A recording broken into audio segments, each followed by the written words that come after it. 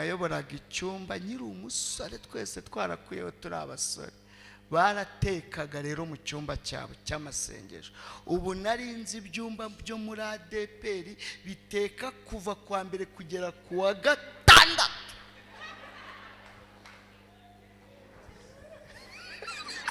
Niyo bakwima ijambo ariko ukajya kurya.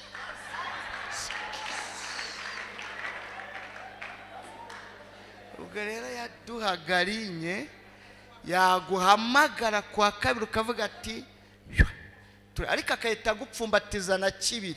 Hari igihe bamuhaga 10 ryo kugabanya abatumishi twicaye turi nka 6 ntadukuzeho.